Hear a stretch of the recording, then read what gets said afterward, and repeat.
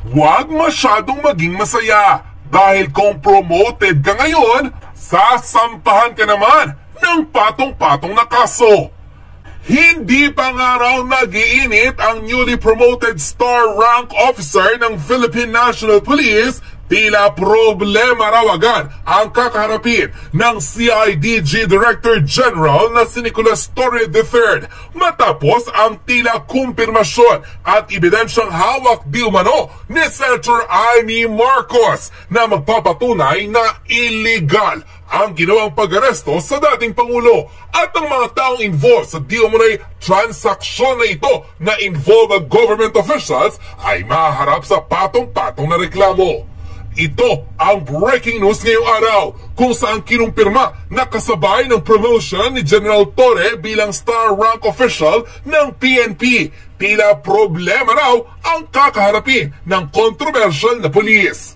Sa pagpapaliwanag ni Attorney Mark Operario, tila hindi raw biro ang kakaharaping kaso ng mga taong involved sa alleged arrest kay former President Rodrigo Duterte. Bukod raw sa malakidnapping na pangyayari, hindi na raw narespeto ng mga kapulisan at ilang pang mga executive secretary ang batas, lalo tila binali raw nila ang rule of law ng bansa. Maaresto lamang ang dating Pangulo. Tila bukod sa wala na raw sa katwiran, wala na rin daw sa hulog ang pagpapaliwanag ng iilan dahil kahit kitang-kita na raw sa liwanag, binabaluktot pa rin nila ang katwiran, maitama lamang ang kanilang ginawa. Ngunit hindi raw ganito ang posibleng mangyari oras na may magsampa ng kaso laban sa kanila dahil bukod sa matibay ng ebidensya at hawak pa ito ng presidential sister na si Amy Marcos, hindi rin daw makakatakas sa patong-patong na kaso ang mga taong involved na tila pinagtulungan ng dating Pangulong dalhin sa The Hague, Netherlands sa ICC. Hindi raw magsisinungaling ang mga video evidences na tila kumalat na sa iba't ibang social media platforms. Magiging matibay rin daw itong pruweba na walang naging tamang proseso o due process ang pagkaaresto sa dating Pangulo. Dahil dito, posibleng maharap sa illegal detention ang mga taong umaresto kay former President Rodrigo Duterte at di umano'y malversation case dahil kapag napatunayang illegal ang naging operasyon sa pag-aresto sa dating Pangulo ng Pilipinas, tila maipapasok raw ito sa kaso ng malversation dahil ginamit raw ang public funds o ang pera ng taong bayan para sa illegal na gawain na sangkot ang ilang mga opisyales ng pamahalaan. Ayon sa controversial post ng isang netizen online, now that it is clear na talagang promotion ang kapalit kung bakit apurang pasikat ni Torre sa mga arrest order na siyang nanguna, sana ilabas niya ang tapang niya ngayon na marami na ang magsusulong na kasuhan siya sa mga nilabag niyang batas sa pag-aresto kay PRRD. Kung akala niya masasalag siya ng promotion niya ngayon, dyan siya nagkakamali. Patong-patong na criminal charges ang ihahain not only to him but to all individuals who are involved in the alleged arrest to the former president. Hindi naman yan sasabihin ni Senator Amy kung wala siyang ebidensya to prove that Torre and others totally disrespected the rule of law.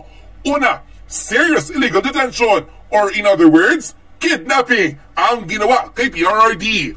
Dito pa lang, may kaso na siya. Malversation is the other case can be filed against them dahil inamin mismo ni John Vic Remulla na ginasusan ng pamahalaan ng pag-aresto kay PRRD. So if the arrest was proven illegal, mayayari na sila Torre dahil ginamit nila ang pera ng publiko sa illegal na pag-aresto sa dating Pangulo.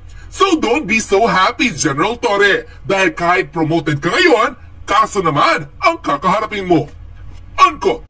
Narito at panoorin ang diretsang pagpapaliwanag ng well-known lawyer na si Attorney Mark Operario kung saan tiniyak na hindi maibabasura ang patong-patong na ebidensyang nakalap ng publiko, maging ng Senado, laban sa mga taong involved sa di umano'y illegal na pag-aresto sa dating Pangulong si Rodrigo Duterte. Dahil kahit raw magtago ang iilan sa executive order, hindi rin daw sila makakaligtas sa katotohanan maaaring illegal ang lahat ng kanilang ginawa, maaresto lamang ang dating Pangulo ng bansa. narito't panoorin ang full video. Mga idol, di ba ang tapang ni Diwata? Talagang siga. Ayan na yung kapalit, di ba? Hindi naman gagawin ni Diwata yan kung walang kapalit.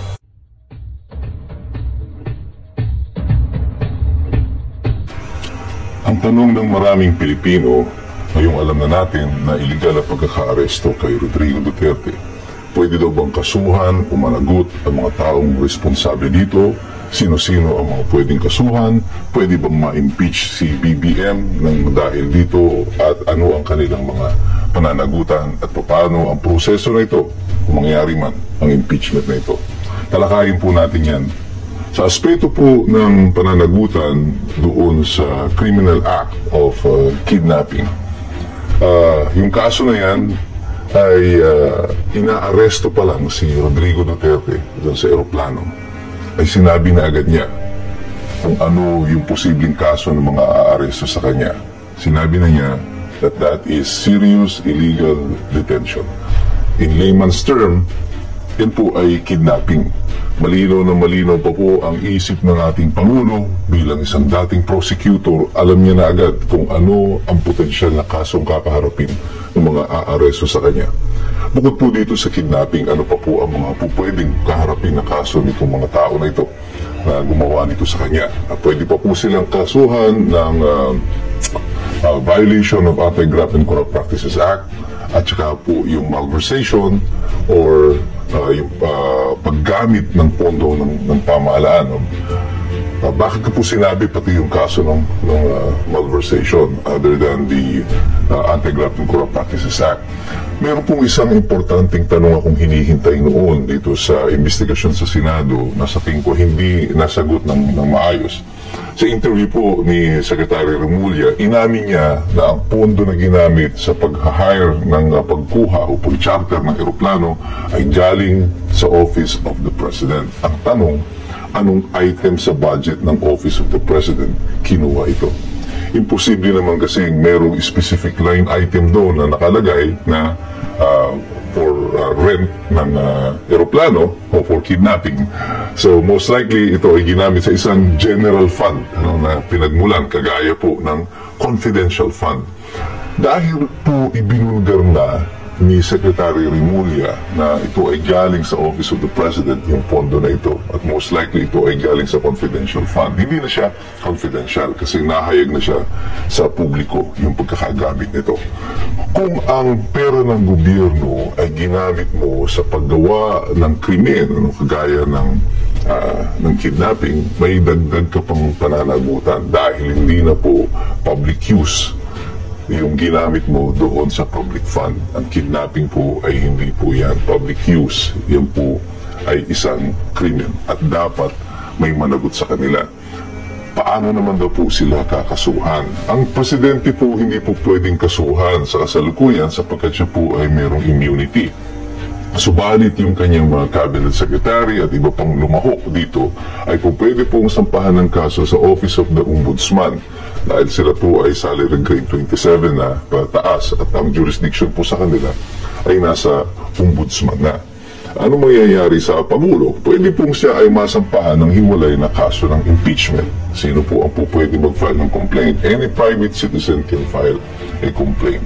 Ngayon, para po siya ma-impeach, ibig sabihin po ng impeach ay i-transmit ng Kongreso yung reklamo na yan papunta sa Senado. Kailangan mo ng 1/3 vote ng Kongreso. At pag ito naman po ay naparating sa Senado, kailangan mo naman ng 2/3 vote ng mga senador para siya ma-convict. So, posible ba na ma-impeach siya sa kasalukuyan? Depende po yan sa bilang ng mga congressman na meron siya. Kung yung mga may nais na ma-impeach yung si BBM, ay kailangan magpalit muna kayo ng mga congressman ninyo na sa tingin ninyo ay loyal to the current administration. Without that, it is technically impossible. Pero ang kailangan mo lang naman is a 1/3 vote from the Congress. Ang classic example po nito ay nangyari kay ERAP noong year 2000, nung itinransmit po ng House of Representatives through then Speaker Manny Villar yung impeachment complaint sa Senado. natunugan na po ng mga kakampi noon ni ERAP na itatransmit nila yung resolution, transmitting the complaint, endorsing the impeachment complaint to the Senate. Kaya nung araw na yon ay tatanggalin na sana si Speaker Villar, Manny Villar, sa pagka-Speaker of the House para hindi ma-transmit yung complaint. But in a brilliant move, si Manny Villar did the unthinkable. Siya ang nag-open ng prayer in the Congress, and before makapag-act yung makapaggawa ng manifestation ang mga kampi ni ERAP Estrada, dire-diretso mula sa kanyang pagdarasal ay diniklara niya ang transmittal ng impeachment complaint, which was signed only by 1/3. Mga 75, 74 lang yata sila noon na pumirma. I-transmit na agad ito sa Senado. Dito po yung classic objection ni Digdagin de Langalen na patuloy na nag-o-object habang nagsasalita si Speaker Villar.